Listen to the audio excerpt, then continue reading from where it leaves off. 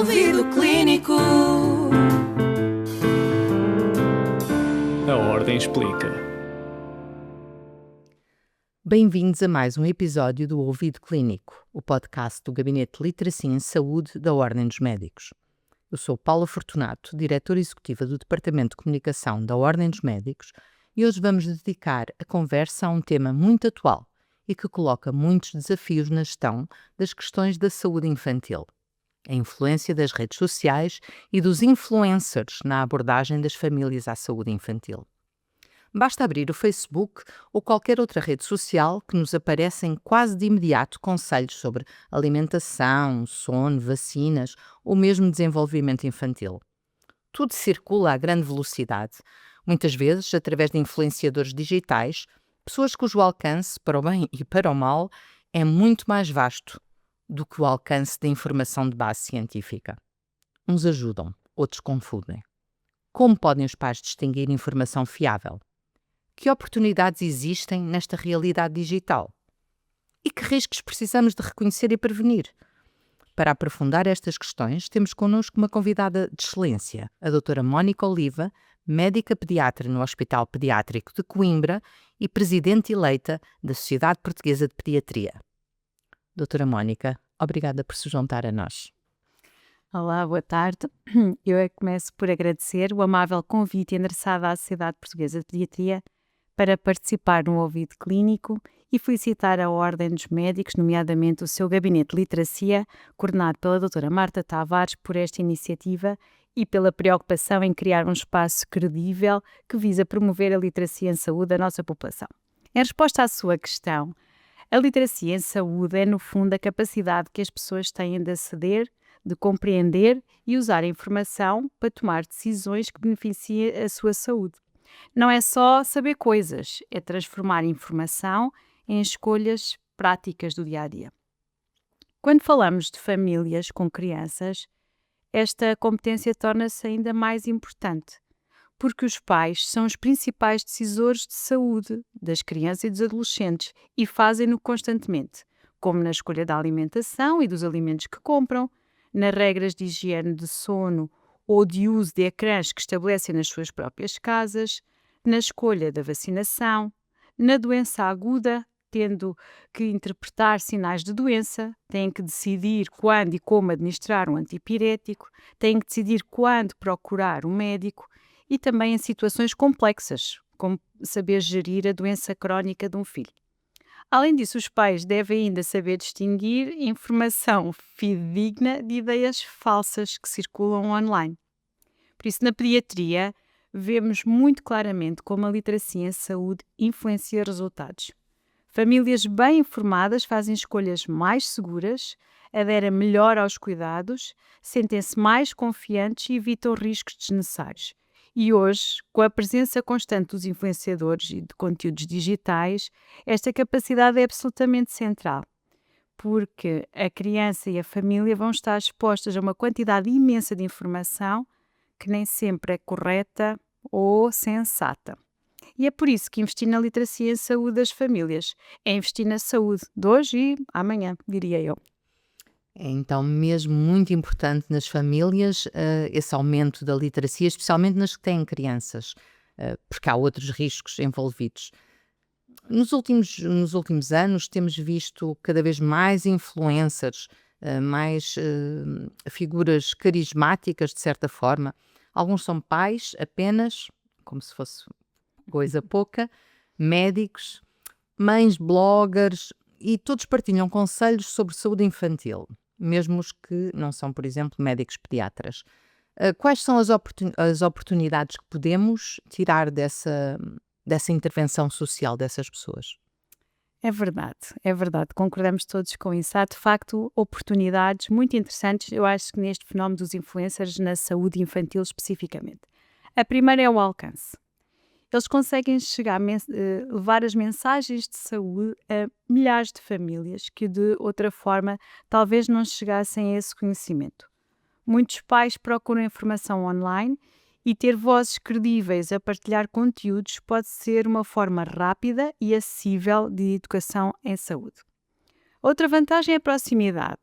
Os influencers comunicam num registro simples, familiar, que muitas vezes torna mais fácil compreender conceitos médicos que, ditos de forma mais técnica, podem não ser entendidos por todos. Sejam médicos ativos nas redes sociais ou pais com experiência, eu penso que os influenciadores podem impulsionar campanhas de vacinação, de estilos de vida saudáveis, de promoção do aleitamento materno, de segurança infantil, entre outras, tornando recomendações de boas práticas em algo concreto e aplicável no dia a dia. Além disso, as redes sociais permitem uma disseminação muito ágil de informação atualizada.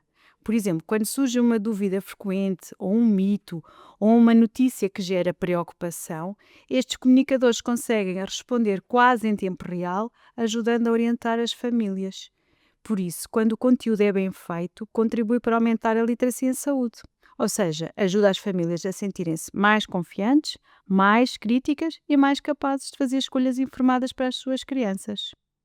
Então temos, de certa forma, muito a aprender com o modelo dos influencers para comunicar melhor para as crianças e jovens e para os pais. É verdade. Mas também há riscos, correto? Há muitos riscos até. Mesmo sem entrarmos nas questões relacionadas com a autoimagem das crianças, o risco de uma influência negativa em resultado de modelos perfeitos que são constantemente mostrados nas redes sociais, visto que não é esse o nosso foco para hoje, gostava que me falasse dos riscos, dos riscos que estão subjacentes quando um influencer não médico resolve partilhar conselhos de saúde sem ter formação adequada e sem se procurar informar. Qual é a sua principal preocupação como pediatra? Então, acho que partilhamos um bocadinho desse receio. Há riscos e esses riscos podem até ser significativos. Eu penso que o principal é a desinformação. Nas redes sociais, nem sempre aquilo que é mais partilhado é o que está cientificamente correto. Muitas vezes surgem recomendações como modas alimentares, restritivas ou não, algumas práticas de sono, os remédios ditos naturais, que não têm base científica e podem ser prejudiciais para as crianças. E isto porquê? Porque as crianças estão em fase de crescimento e desenvolvimento neurológico. Elas são particularmente vulneráveis a intervenções não fundamentadas. Por exemplo, a privação ou até o excesso de alguns nutrientes veiculados por algumas dietas ditas da moda, embora aparentemente até rotuladas como inofensivas, podem ter um efeito muito negativo. Outra preocupação é que, ao seguirem os conselhos de influencers sem formação, algumas famílias adiem a ida ao médico ou substituam orientações clínicas por opiniões populares, o que pode levar a atrasos no diagnóstico e a complicações evitáveis. E para mim há ainda outro possível efeito negativo, que é o de, a certa altura, acreditarmos nas famílias sempre felizes, na informação sempre cor-de-rosa veiculada nas redes sociais. Estes conteúdos podem criar expectativas irrealistas nos pais sobre o que é normal numa criança, sobre o que é normal numa família com crianças, gerando sentimentos de frustração e até de ansiedade. Como pediatras, acho que a nossa preocupação central é garantir mais uma vez que as famílias acedam a informação rigorosa e segura, e por isso é essencial que os pais verifiquem sempre se aquilo que veem nas redes sociais está alinhado com as recomendações médicas e com a evidência científica atual. Essa exposição contínua a conteúdos que eu há pouco chamei de perfeitos, essa visão das famílias sempre felizes, das crianças também sempre felizes e sempre muito perfeitas, está de certa forma a alterar expectativas, como referiu, mas também padrões de autoimagem nas próprias crianças. Isso também é prejudicial. Do ponto de vista, falou-me do ponto de vista dos pais, Sim. mas as crianças também são afetadas por esses conteúdos de forma... Eu diria que as crianças começam muito cedo, mas os principais afetados são mesmo os adolescentes, não é? Porque a certa altura, quando a pessoa vê muitos conteúdos e os sistemas vão fornecendo cada vez, o algoritmo fornece cada vez mais conteúdos, a certa altura eu acho que todos nós acabamos por nos convencer que aquilo é a realidade. E não é de todo, não é? E, portanto, o risco é imenso. Ainda nesta linha, só uma questão. O que é que acha mais eficaz? Impor limites de tempo de ecrã ou ensinar a navegar com espírito crítico? Depende da idade e depende qual é a sua preocupação. Se eu tiver uma criança e não puser limites de idade, e se ela tiver 10 anos e à 1 da manhã tiver a recorrer ao sistema, acho que deve ser de horários, não é? Mas, obviamente, a literacia é fundamental e nesta área, então.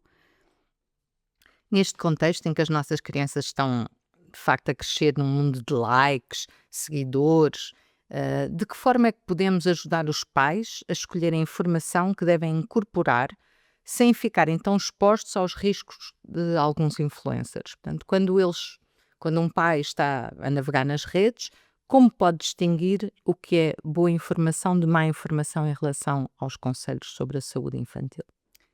hum, eu acho que há várias estratégias práticas que devem ser ensinadas ou partilhadas aos pais. Por exemplo, promover fontes fiáveis, isto é, incentivar as famílias a seguir as entidades de saúde, as sociedades científicas, pediatras e profissionais de saúde credenciados. Outro ponto importante é ensinar critérios simples de validação. Ou seja, os pais, ao ver um conteúdo, devem-se questionar: quem é que está a dizer isto? Que evidência é que está a apresentar? Isto é consistente com as recomendações oficiais ou não? Eu acho também é importante estimular uma relação aberta com o seu médico. A consulta deve ser um local seguro para clarificar e contextualizar. Eu acho que cabe ao profissional de saúde, seja médico, seja enfermeiro, criar um espaço sem julgamento para que os pais tragam as suas dúvidas e partilhem os conteúdos que andam a ver. E devemos também reforçar o espírito crítico, explicando que o número de seguidores não significa a competência, entra aqui a dita literacia, não é? E que a informação médica deve ser sempre adaptada à criança concreta. E a apostar, como tinha dito há pouco, na educação digital, ajudar pais e adolescentes a compreender como funcionam os algoritmos e porque é que os conteúdos emocionais e mais extremistas ganham mais visibilidade. O objetivo, eu acho que é esse, é capacitar mais uma vez as famílias para navegarem, como diz, no mundo dos likes, com segurança, confiança e sentido crítico, e assim protegerem melhor a saúde de crianças e adolescentes, obviamente. Estava a falar de fontes.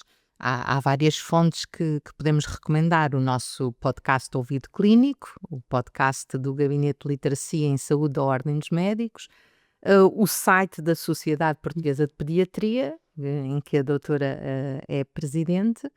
E que outras fontes é que sugeriria para os pais se informarem melhor quando forem confrontados com um conteúdo e que queiram confirmar se esse conteúdo é válido? Eu acho que há, como referiu, há vários bons exemplos, tanto em Portugal como no estrangeiro.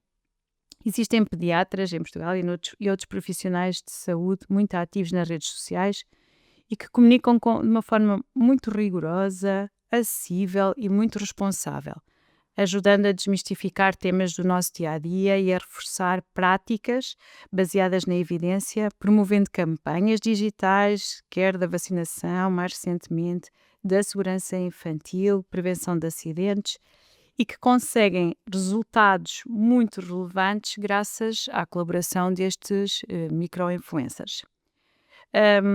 Nós temos também vários projetos nacionais de literacia em saúde, como disse, promovidos pela Ordem dos Médicos, pelas sociedades científicas e até pelas associações de pais, que fazem um trabalho exemplar na divulgação de informação muito validada.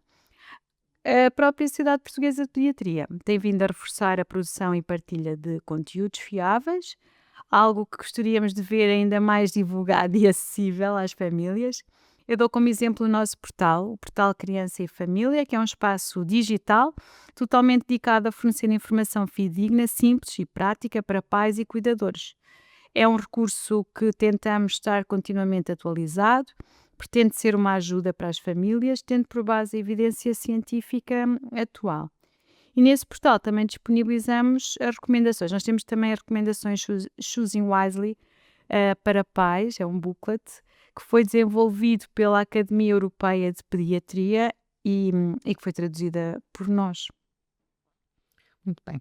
O programa Choosing Wisely, que nós também temos na Ordem dos Médicos, o Choosing Wisely E que vamos Portugal. fazer uma parceria certamente. Com certeza que sim, porque é uma ótima forma de ajudarmos, de facto, as famílias e os pais nas suas dúvidas. Para terminarmos, gostava que deixasse uma mensagem ou que desmistificasse um mito que lhe ocorra e que possa ser importante neste contexto. Eu acho que eu vou optar por deixar a mensagem, porque os mitos existem vários e vão-se criando e às vezes quando se mexe muito tornam algum poder, ganham poder. A mensagem com que eu gostaria de terminar é que a literacia em saúde é essencial para que cada família possa tomar decisões conscientes e proteger o bem-estar das suas crianças e dos seus adolescentes. E também dizer que, quando bem orientados, os influenciadores podem ser parceiros muito poderosos neste processo de promoção de saúde infantil. E se me permite agradecer a oportunidade de estar neste podcast e dizer que foi um gosto. Obrigada. Muito obrigada a nós, doutora Mónica Oliva, por nos ajudar a navegar neste novo mundo, que já não é tão novo quanto isso. É o mundo das influências, dos likes e da sua influência, passa a redundância, na saúde infantil. Chegamos assim ao fim da nossa conversa sobre as relações entre quem influencia as redes, os riscos para a saúde das nossas crianças e todos os riscos que existem quando não há sentido crítico de quem publica ou de quem lê as publicações. Agradecemos uma vez mais à doutora Mónica Oliva pela clareza, rigor e contributos que nos ajudam a olhar para as redes sociais com espírito crítico, mas também com uma abertura para reconhecermos que as oportunidades estão aí e que podem surgir e que podem ser úteis para a literacia em saúde neste ambiente virtual. Reforçamos o nosso compromisso de promover informação rigorosa, acessível e útil para que os pais e cuidadores possam tomar decisões mais seguras e informadas sobre a saúde das suas crianças. O Gabinete de Literacia em Saúde da Ordem dos Médicos está sempre disponível para colaborar, seja com as escolas, seja com influenciadores, por exemplo, como amigos credíveis dos influencers, para garantirmos que a informação que transmitem nas redes é correta, sem perderem alcance, engagement e seguidores. Encontram mais conteúdos e recursos de literacia em saúde no site da Ordem dos Médicos e também no site da Sociedade Portuguesa de Pediatria. O Gabinete de Literacia em Saúde da Ordem dos Médicos convida os ouvintes, pais, profissionais de saúde, influencers, a refletirem sobre a informação que partilham e a consomem nas redes. Juntos podemos construir uma comunidade mais informada, mais segura para as nossas crianças. Obrigada mais uma vez e também a si que nos está a ouvir. Se gostou, partilhe e acompanhe todos os episódios do Ouvido Clínico, porque informar-se é proteger a sua saúde e a dos outros.